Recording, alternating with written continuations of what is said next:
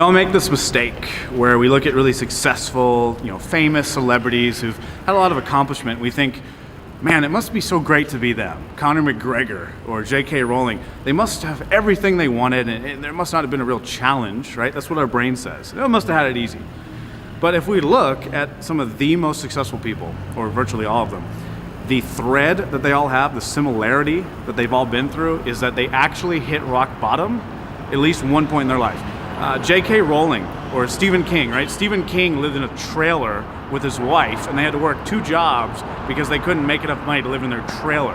No one wanted his writing. They told him he was crap. J.K. Rowling was living on welfare.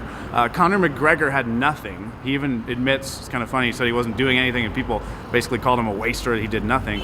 And he ultimately, through hard work and getting there, made it happen.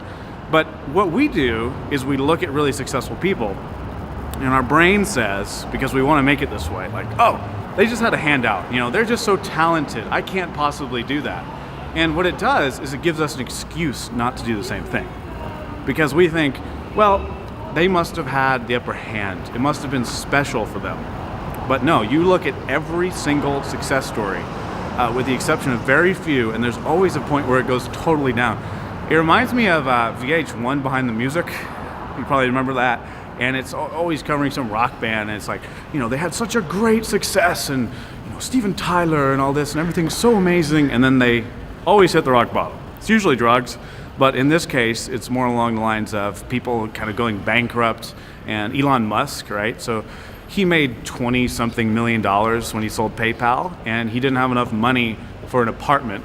He had to take a loan from a friend for his apartment because he put so much money into his next venture, which led to Tesla. And it's very challenging when you're at rock bottom, or you feel like you're going there, or you feel like you have that down point to say, oh, well, it's all gonna work out. But really the struggle is what builds all of it. The struggle is the foundation of the success. The failure over and over again is what builds it. It's like a ladder. And if you don't have pegs on your ladder, you can't possibly climb up it. So just to remember, perseverance is key. Perseverance is really so powerful. I would say it overcomes everything.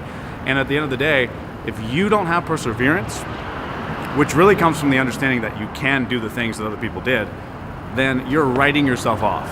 And if they had written themselves off, if Stephen King said, you know what, I shouldn't be a writer anyway. I shouldn't do anything. I'm not able to afford my trailer and people say I can't write. Or, the Beatles were rejected a million times.